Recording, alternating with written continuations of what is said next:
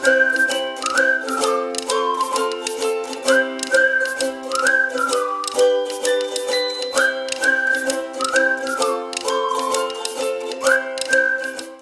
Morning everyone. हालांकि हमारी तो आज भी गुड मॉर्निंग नहीं हुई है कल की ही तरह, क्योंकि जिस टैक्सी स्कैम के बारे में मैं कल बात करी थी वो आज भी स्ट्रेच हो गया है।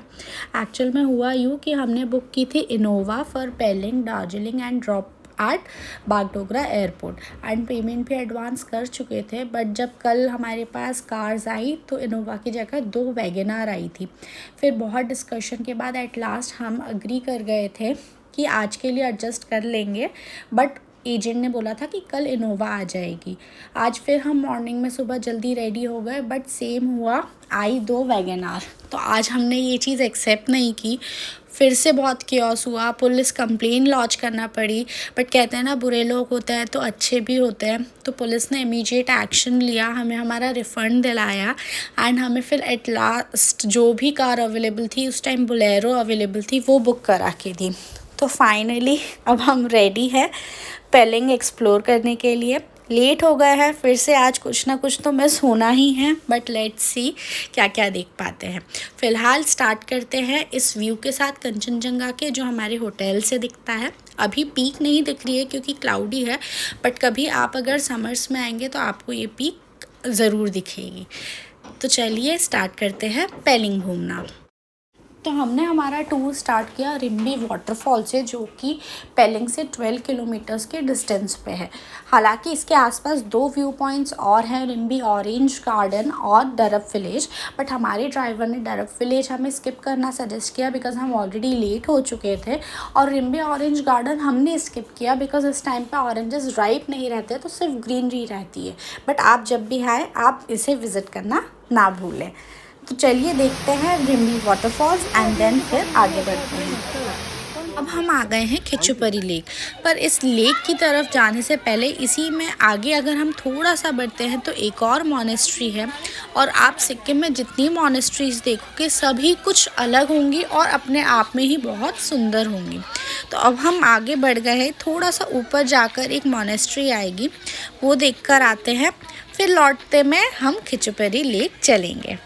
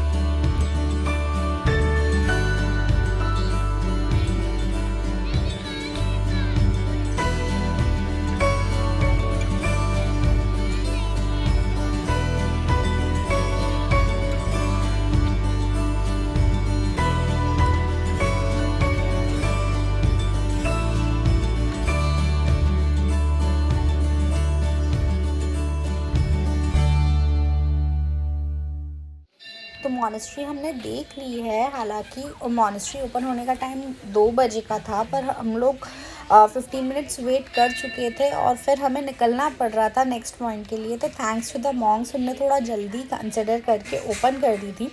हमने अंदर जल्दी से देखा, दर्शन किए एंड देन आ गए। अंदर हम शूट कर नहीं पाए थे क्योंकि कैमरास अलाउड नहीं थे।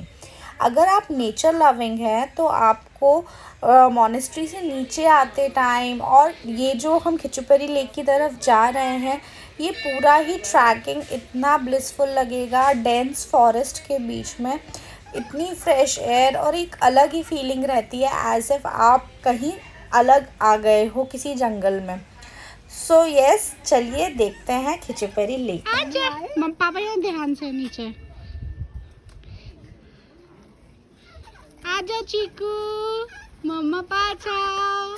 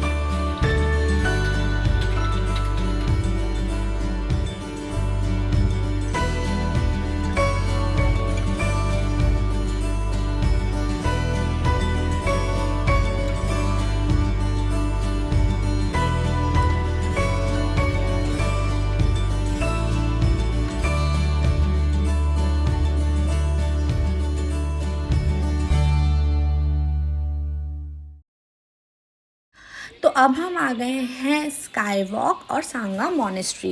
ये दोनों एक दूसरे के आसपास ही हैं। इनफैक्ट जब हम ऊपर आते हैं स्काई वॉक की तरफ तो यू हैव द चॉइस कि आपको पहले मॉनेस्ट्री के लिए स्टेयर्स चढ़ के ऊपर जाना है या पहले स्काई वॉक करना है।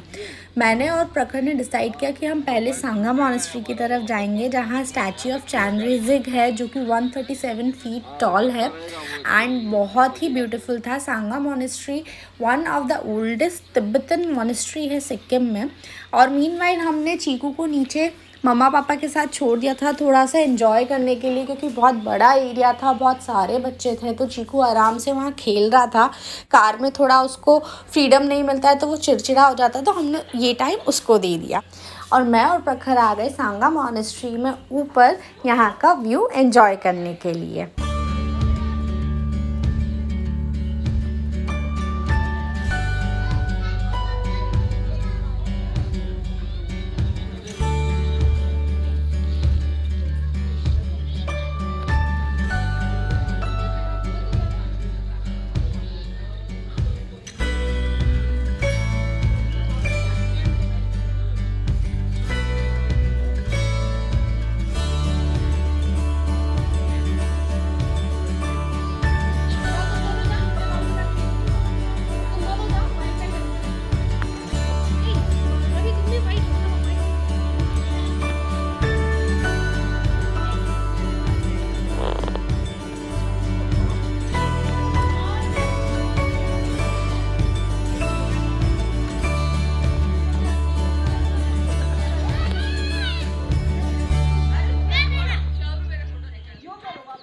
तो सांगा मॉनेस्ट्री से नीचे आते ही मैं, प्रखर, मम्मा पापा और चीकू आ गए स्काई वॉक की तरफ। हालांकि चीकू को यहाँ लाने में हमें बहुत प्रॉब्लम हुई, क्योंकि उसके इतनी देर में न्यू फ्रेंड्स बन गए थे और वो उन छोटे छोटे बच्चों के साथ खेलने में ही इतना बिजी हो गया था और इतना एंजॉय कर रहा था कि वो हमारे साथ आगे आना नहीं चाह रहा था।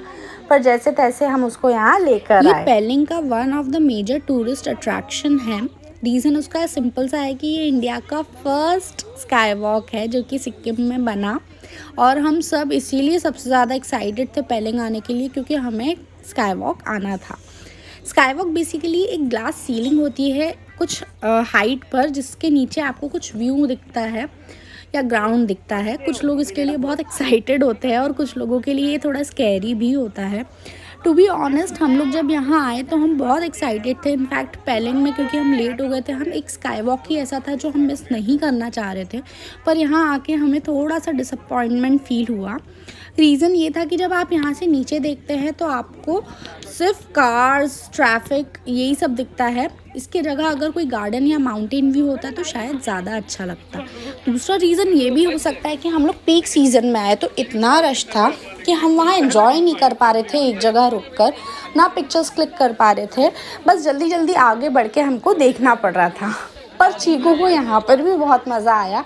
इनफैक्ट वो हमारी गोदी में रहना ही नहीं चाह रहा था, उसे बस वो ग्लास सीलिंग पे चलना था, उसे नीचे उतरना था।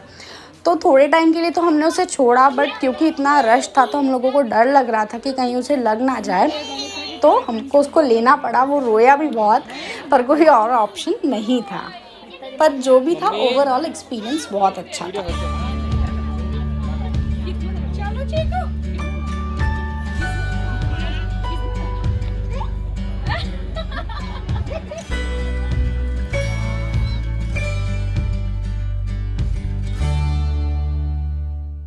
सो नेक्स्ट हम लोग पहुँचे one of the ancient monasteries of Sikkim which was planned and constructed by lama, and yes it is Pemayangtse monastery. पर जब तक हम लोग यहाँ पहुँचे चीकू थोड़ा थक चुका था, तो उसका मूड लाइटन अप करने के लिए हम लोगों ने यहाँ वीडियो ज़्यादा शूट नहीं करे।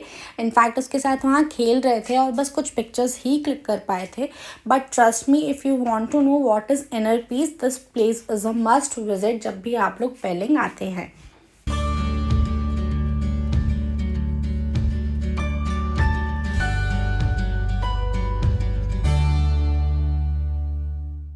सो नेक्स्ट हम अब आज के लास्ट व्यू पॉइंट पे आए हैं, जो कि है राबदान से रुइंस एंड राबदान से बर्ड पार्क।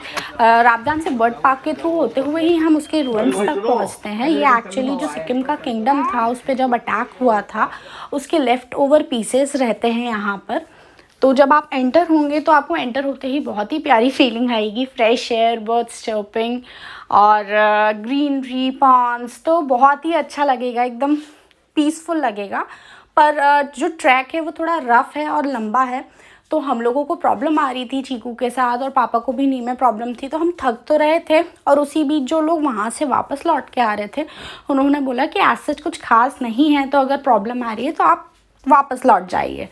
तो हम भी लौट गए क्योंकि थक रहे थे, एंड जब कुछ खास नहीं था तो कोई मतलब नहीं था। सो येस, अगर ऐसी कोई प्रॉब्लम आपके साथ भी है, so you can avoid this place if you want.